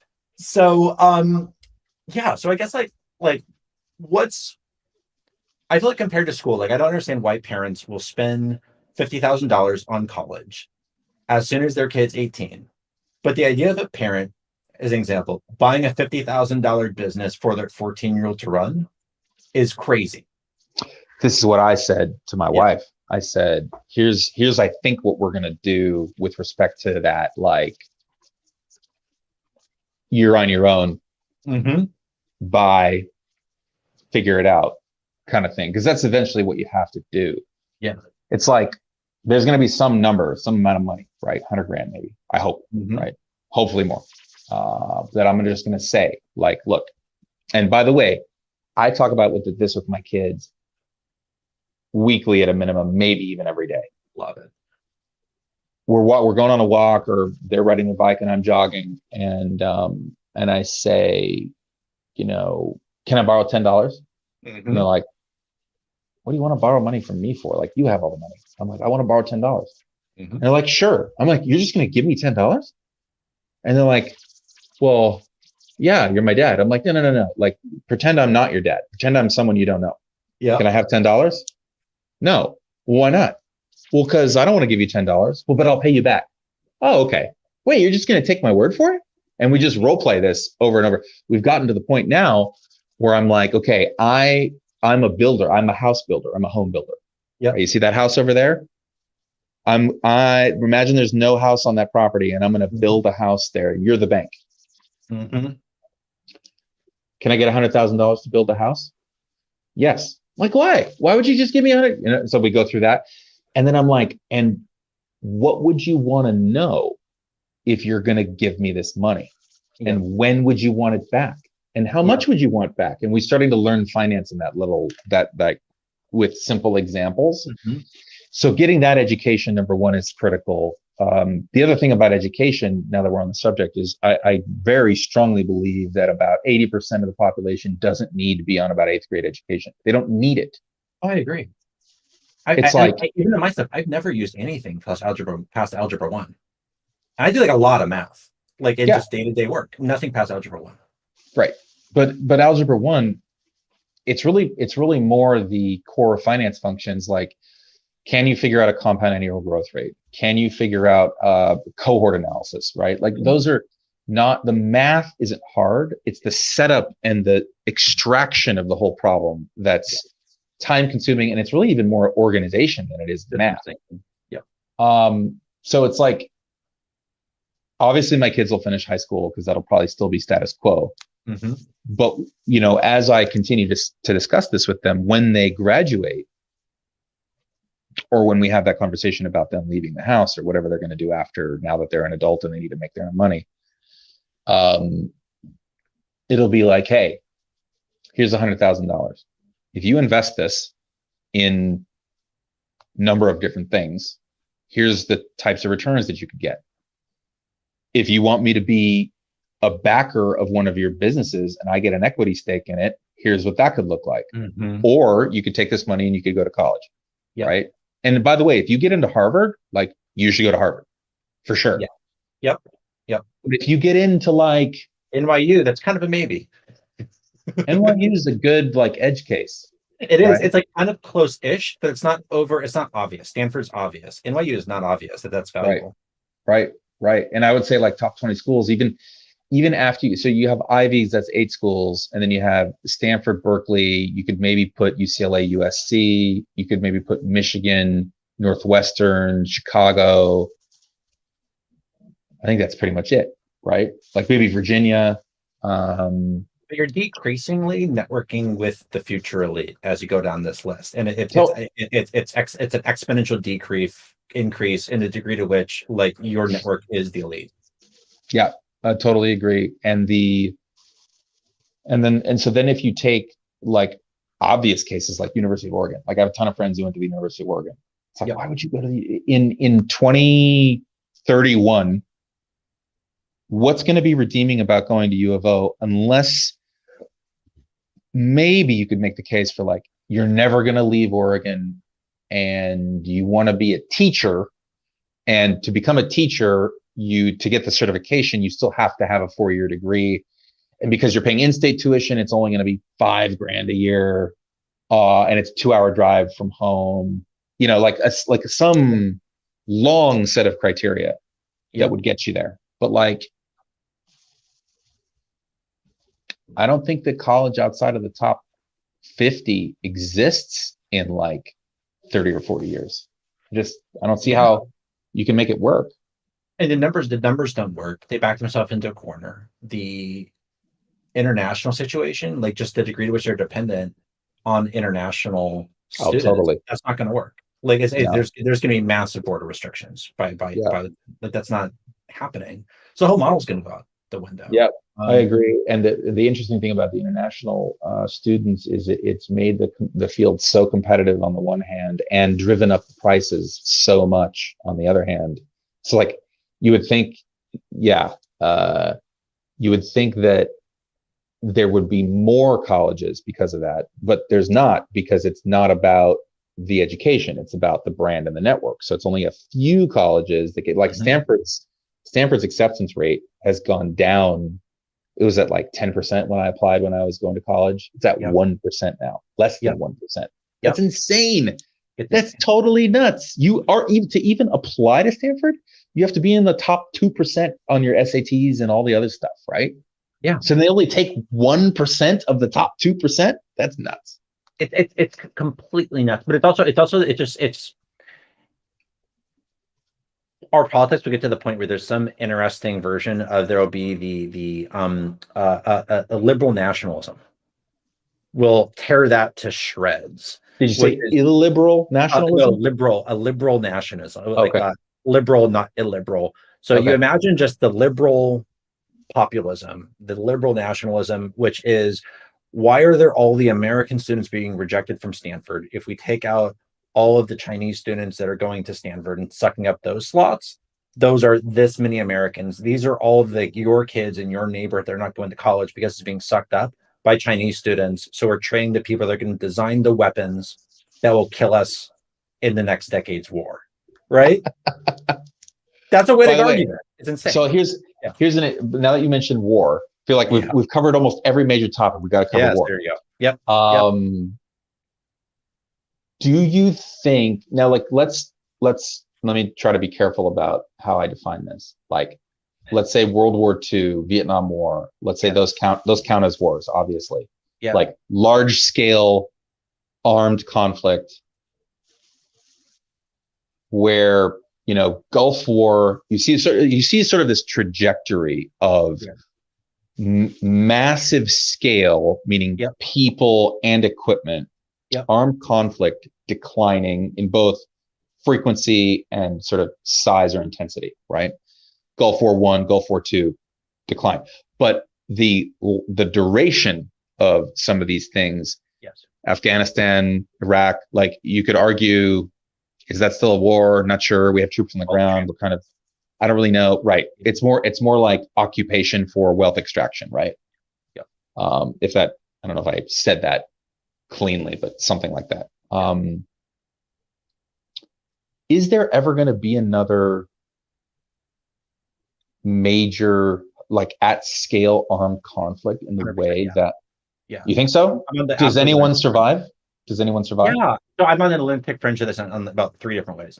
The first way I'm on a lunatic fringe about this is I think guaranteed there will be a not fucking around war between the US and China. 100%. Wow. Yeah. Okay. And then I think that. How do we not use nukes? Do we just kind of agree, gentlemen's agreement, we don't use nukes? I think that nukes aren't that bad. Like, I think nukes are mostly a good thing. And even in a full-on war, it'll be a nice restraining element. Is that because you live in like a not top 100, target area? That helps. No, I think it's what I think what would happen is that, like, see, when you imagine a war or like World War II with nukes, right? That's the easiest way to replay that. Yeah. Mm-hmm. Right. It would have been who had the nukes in this replay? Who had the nukes? Us or them? Every one of the great powers. So Russia, so France has it, and Germany has it, and Russia has it, and Britain has it, and Poland has it. Wouldn't everyone have died? We'd be at like 10% of the population that we have right now, right? No, there would have been a fight over Alsace-Lorraine. and a bunch of people would have died over that. But then the second that the French started or the Germans started going to be on a certain line, the French would have used some tactical nukes. And then there would have been the idea that the escalation ladder is guaranteed to go up to strategic nuking of civilian cities. I think it's crazy, right? Like I think it's like that. Like there's a couple of like kind of fictional plays on World War III that I think are smarter, which is they would be almost like a series of public communications, which is there's a use of a tactical nuke to stop an army formation about to accomplish a specific objective, right? Mm-hmm. In response to that, it's announced by the other player that they are going to then respond with an equivalent times two, but there will be no reprisals after that as long as certain conditions are met. I Right? love it. It's so game theory. Love it. Exactly, because it's like you have to be pre-communicating what your next ramp up is going to be. So, like, Right. and even if a city is nuked, that would only be done for a political objective.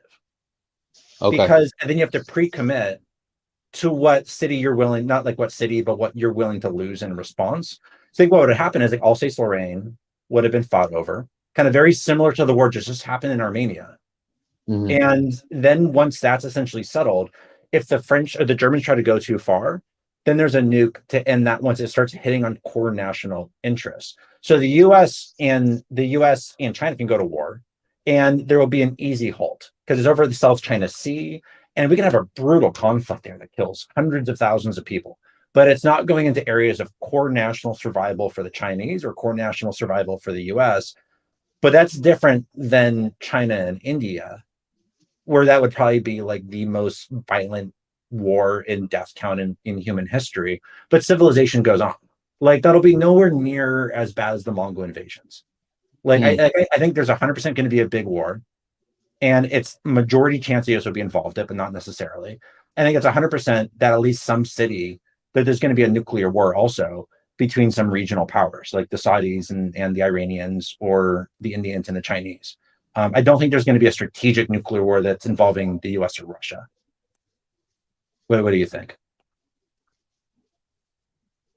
So that's an interesting perspective. I hadn't thought about it that way. I think so. I think like what comes first is my question is like, why would, like things are tense with China kind of all the time, but like we're rivals, like things are tense with rivals, right? Um, why would that come to sending troops to South China Sea? It's always stupid shit. So to be stupid shit.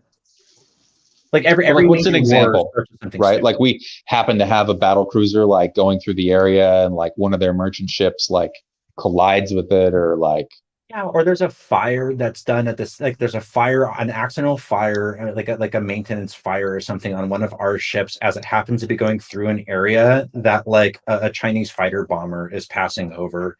And then there's a rumor on social media with like a photo of the Chinese fighter in the distance and the fire, and that goes viral, right? It'd be something stupid, but it's like, yeah. But see, I also think that the NSA, like here's one of the places where I tend, and here I'd be interested in your thoughts on this as well.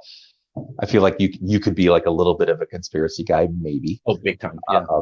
Yeah. You kidding? Trying to understate it, in case you didn't want to give the reveal on show number 2. Right. I feel like the NSA and the CIA and the DIA, I think trust is like overstating, but I'm pretty sure like if you go into that line of work, I think you're pretty clear on what the priorities are. Really? Like, you don't think so? Well, sorry, what do you think the priorities are? Self-preservation. I think it's the same thing as Of our their corporate. organization, of their Yeah. organization or of the country? No, the country. I actually think that if Okay. you are, I think if you are of a mindset where you're willing, because like the people who go into those jobs, I think are kind of, and look, I don't know much, but I have to assume are kind of like two flavors of people. They're either like want to have a government job, but I would assume that those are probably not the decision makers, right? Like they just want a paycheck, they want a pension, they want to do their 20 years and they want to get out. Yep.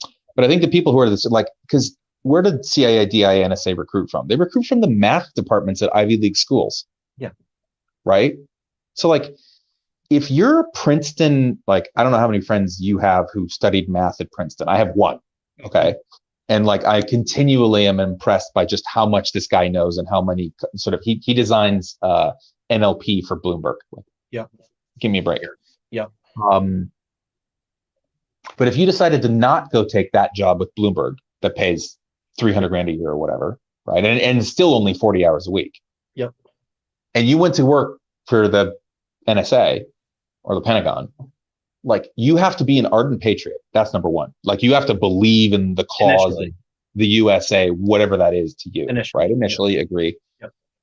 And then you're also hyper competent and hyper intelligent. Like I think the Edward Snowdens of the world are like the exception, because he also strikes me as like fits that mold of like hyper competent, but he had this awakening and maybe this, moral compass that was different than the rest of the folks there. And I think that, where you could say, the NSA is monitoring probably even this conversation that we're having right now, but like, they don't care, right? What do they care about? Like, where are they at? Go ahead. Because they care as soon as they have an organizational need to destroy you, and then they leak you until you're dead. So it's like, I guess like I guess like here, I guess here's how I'd frame it is like, when compared to the way you were describing organizations as extremely dumb, dominant hierarchies that are run by kind of a hand crank, and these are basically AIs. Like, why give any more? Why would someone that's working in the NSA be a better person than someone working in the bowels of GE? Because they're both like middle management jobs that don't pay well. No, so I agree with you there, and I'm not sure if I said dumb organizations. I think yeah. Sorry, let me take out dumb. But like these are large hierarchical organizations that there are strictly prescribed roles and processes. Correct. Yes, and interested primarily in their self-preservation, and the 95% are really interested in their self-preservation. But I think what I'm talking about is the 5% that are decision makers. Like those 95%, they're never going to mean anything to like some change in strategy or some initiative that's going to. Oh, I see. So I think the thing is that I think those decision makers are first. I think that I've never seen an interview with a CIA director that seems intelligent or thoughtful or well reasoned or has an independent thought of their own. Do you watch Mike Baker on Joe Rogan? Yeah, I do. Yep. Okay. So what do you think of like there's a guy who I would say falls into this 5% of like, I think he was military before. I don't really remember his CV.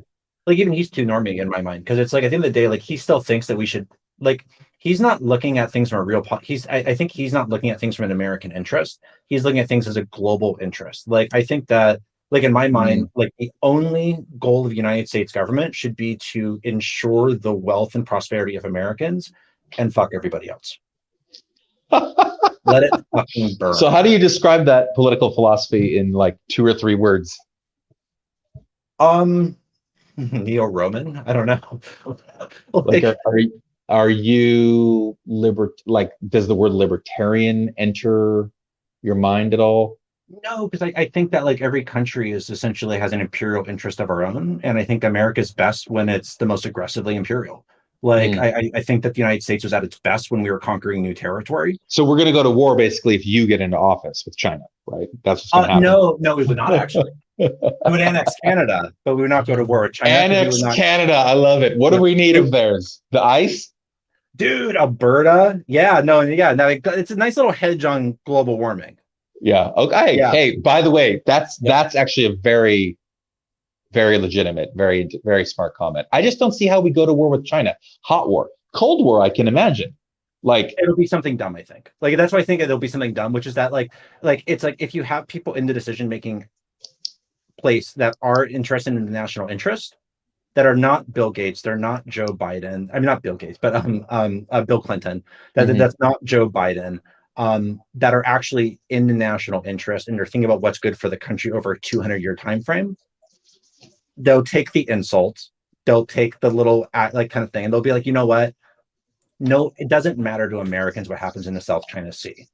If Tokyo is under Chinese occupation, who the fuck cares besides the Japanese? You know what? Gonna suck for the Koreans. But you know what? It's gonna suck for the Koreans no matter who's in power, right? It sucked for them when the Japanese were in power. It sucked for them when China's in power, it sucks to be Korean. So like at the end of the day, you're in a really bad neck of the woods between two people that want to annex you. Like you're Yeah. screwed. Yeah. So like from an American standpoint, like I don't think we have any interests outside the Western Hemisphere. And like I think that we should be taking over more land. I think Greenland should be American. I think we should definitely be reunifying the British Empire, like Kanzak. I'm like fully Imperial Federation, but yeah, I don't understand NATO. Okay. I don't really pretend to understand NATO either. So this makes me think of, we're going to be like, what do you think like would be like, what should be the strategic goal of the United States over 100 years, do you think? oh, that's a really tough question. That's a really tough question. And remind me, I have a question about Trump for you after this. I won't get myself in trouble. What should the goal of the United States government? Yes. Yeah, whatever political entities in control of the bulk of North America. I broadly agree with what you said. Like it is the health and prosperity of its own citizens. I also think that the notion of countries is antiquated. Like we shouldn't have countries anymore. It doesn't make any sense. The world's global. You can go anywhere you want. You can live from anywhere you want. You can work from anywhere you want, provided certain conditions. Yep. If we, this is always my like. So now you're hearing the Portland idealism come out. Yep. Yeah. So you can imagine, and this is one of the things that frustrates me about talking to like realists and pragmatists, even though I consider myself sort of like I have trended hard in that direction over the last, well, basically once you start a business in Argentina, you trend hard in that direction. Yeah, otherwise very rapidly. Yeah. Your economic politics change very quickly. You just can't, you don't survive otherwise. Yeah, exactly. So, but if you can imagine a future, yep, you can build it.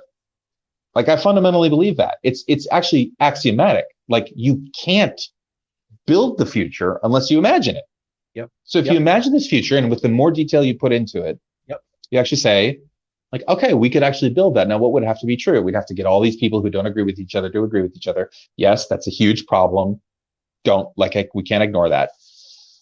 But you can imagine a scenario where there were no borders, and where food and shelter and healthcare and education to an extent were given out freely. Like there are certain goods and services that I believe should be socialized. Yeah, I agree. And there is others that are not. And basically where the hardcore labelists, the labelists are the problem, right? Yep.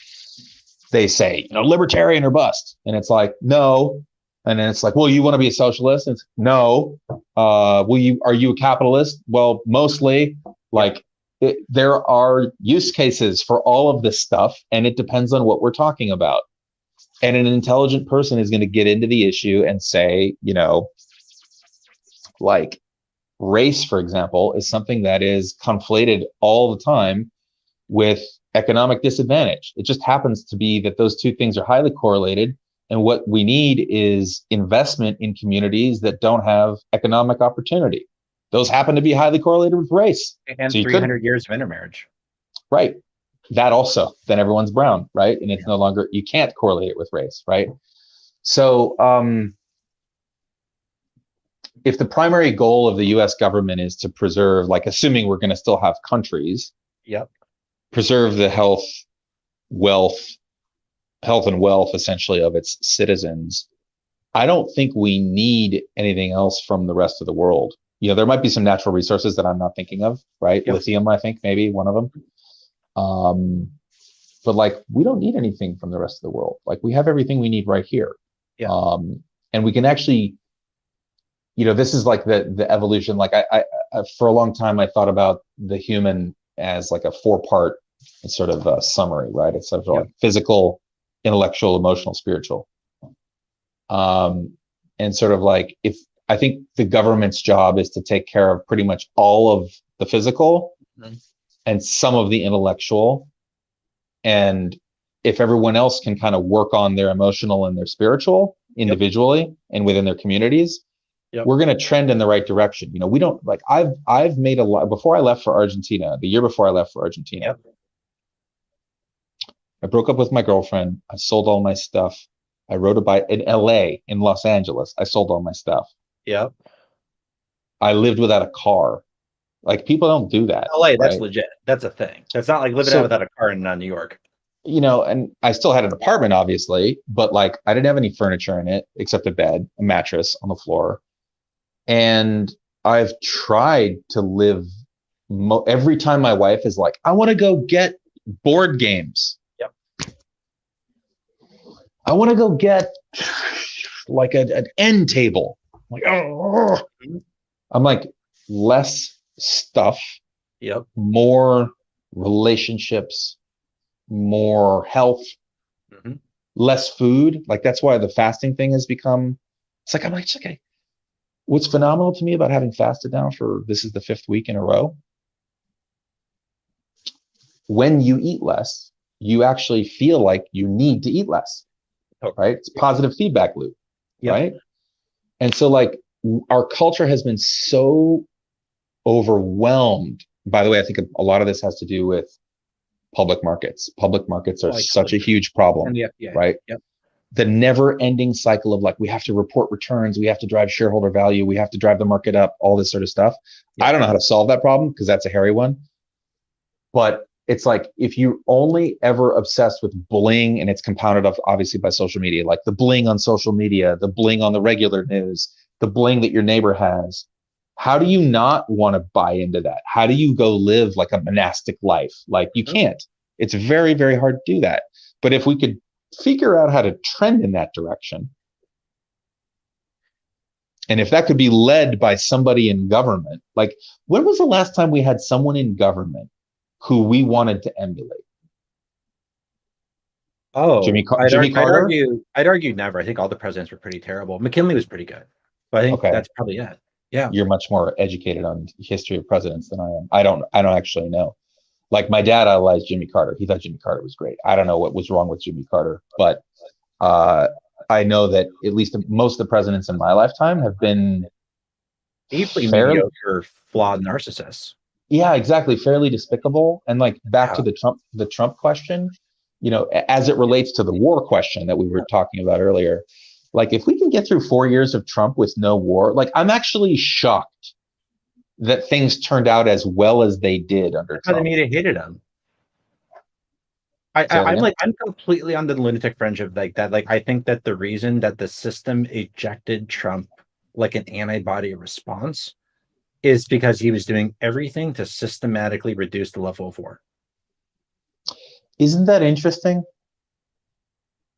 Like, one of the most brutal responses the media had to Trump was when he had a peace deal negotiated with the Taliban. It was negotiated, it was done. They were going to fly out to Camp David to sign it. And they leaked it. The national security state leaked it. The media reported on this as a betrayal of all the soldiers that have fought in the Afghan war. And we're still in that war. Now, my problem with Trump is that he was too much of a pussy. That, like, he pulled his punch. He was too weak. Right? That was my problem with Trump. I love it. You know, if you're going to take Vienna. So, you know, don't get into office as the guy who's like throwing enough bombs at this national security state to piss them off. Yeah. And not enough to do something about it. Like, day one, order the Marines to shut down the electricity in every single CIA site across the world, storm them, seize the records and the computers and the hard drives, take them all to the White House, and then start having trusted people look through all of it and start live tweeting the documents. Like, I think that the level of power of the security state is you have to treat it as an internal war. And then you have to start holding tribunals. And then you need to start executing people. Otherwise, they keep their power and we keep on having wars. So that's really interesting. That's really interesting.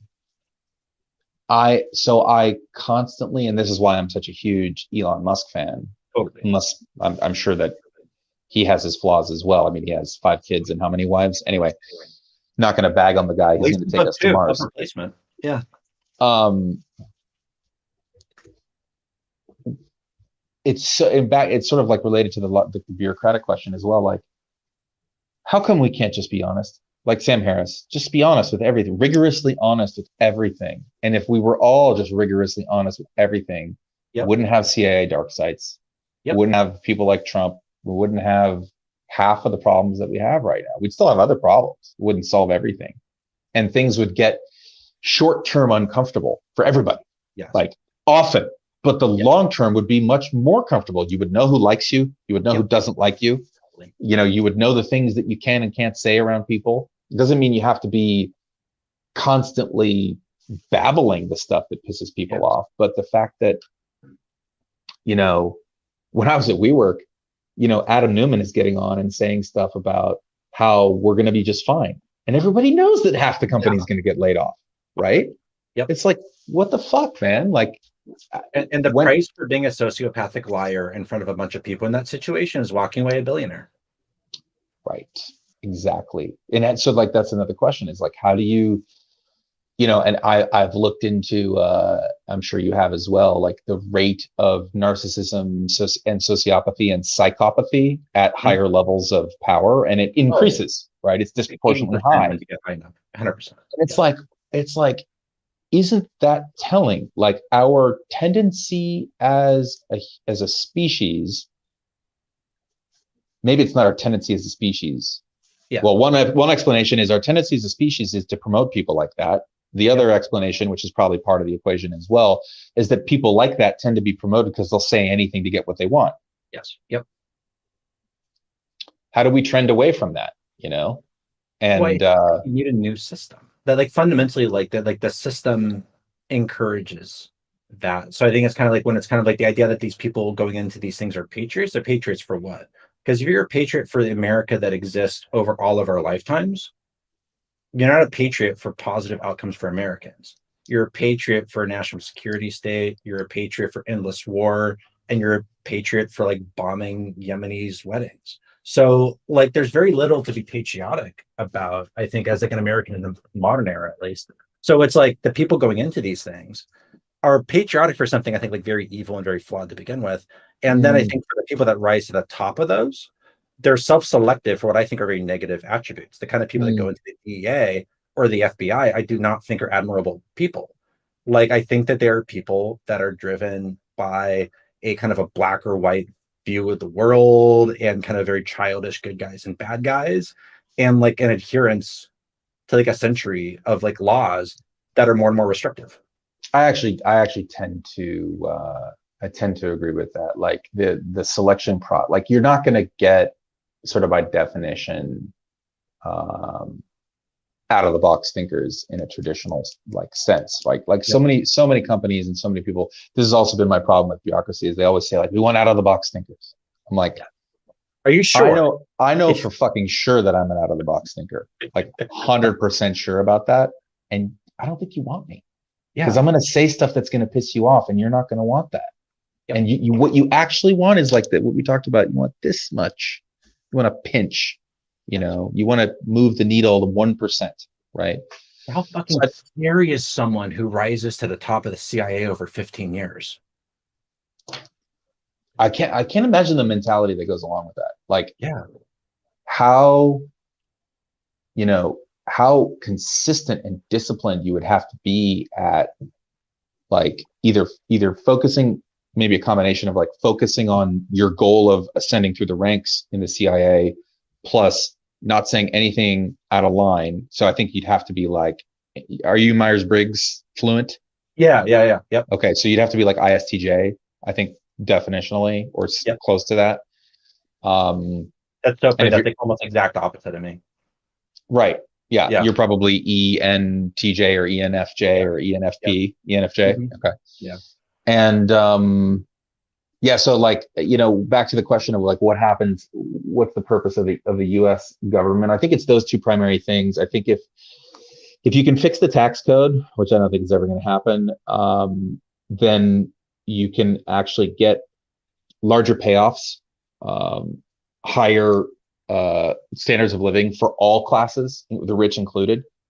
But you have to repatriate offshore money. You But have you do to. think like us. You do believe that the U.S. is reformable. I Well, like to think let's that no just let's just positive. say it's non-zero, Okay, but very, very close to zero. that the chance it's reformable. Correct. Okay, because I Where feel are like it's you? like, what's up? Where are you? What's your number? Oh, I mean, I think it's 1%, just kind of Okay. rounding down to zero. And I feel like also just like after last year, I think the chance of us having a Soviet style experience where we all just wake up one day and we're like, you know what, this isn't working anymore. Right? And then you get all the states together, just like happened in the Soviet Union. Everyone just looks at each other's guys like it's not a problem with you, it's not a problem with me. It's just, you know what? It's just this marriage isn't working anymore. Yeah.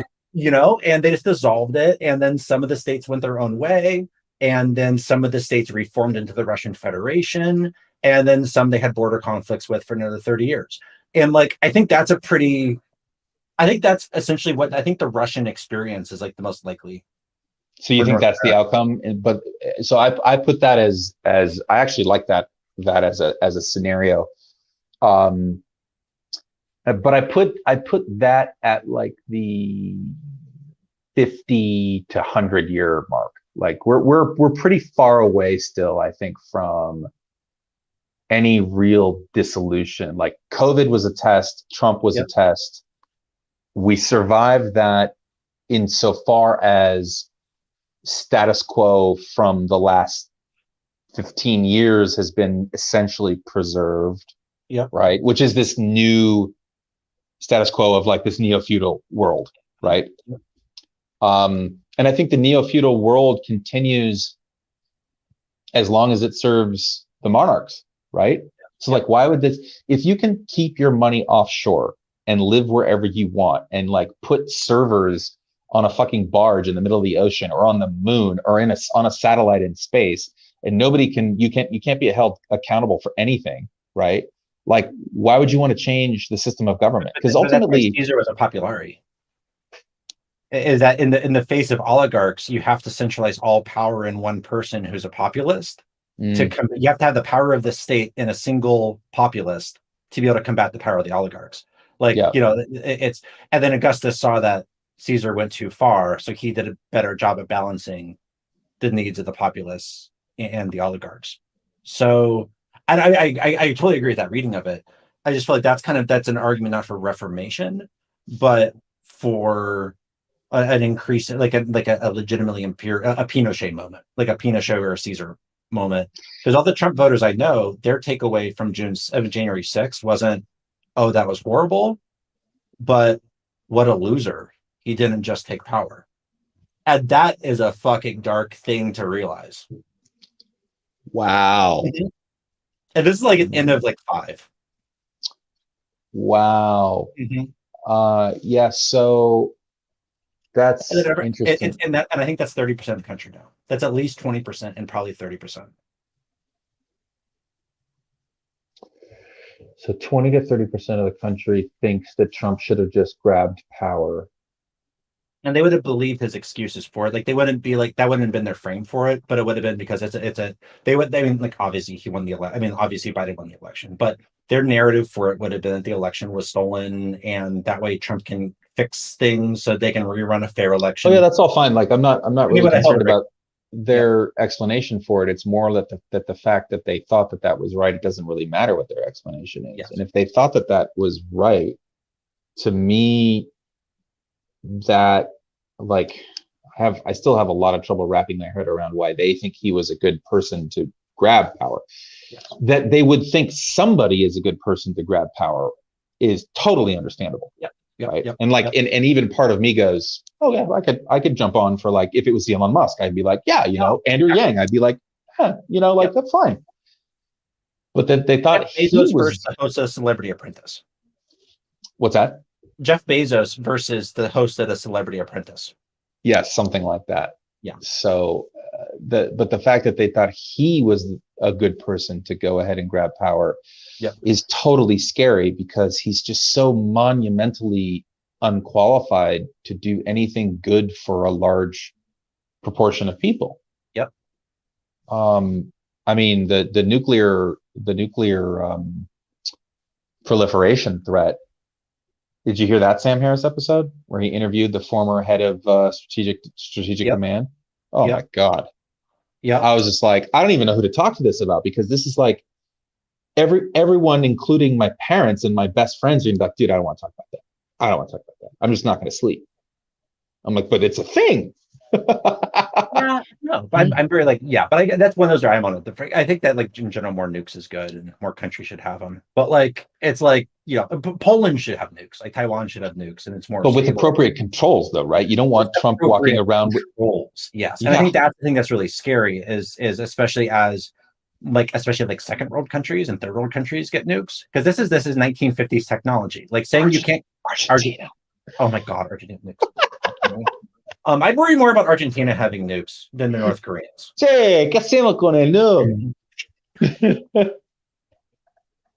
¿Qué pasa si aprieto este botón? El rojo ahí. Sí, el rojo ahí, el rojo.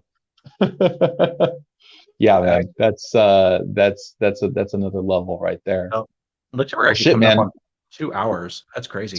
Yeah, I think it's time to call it a show for me. But I loved this chat. This is super fun.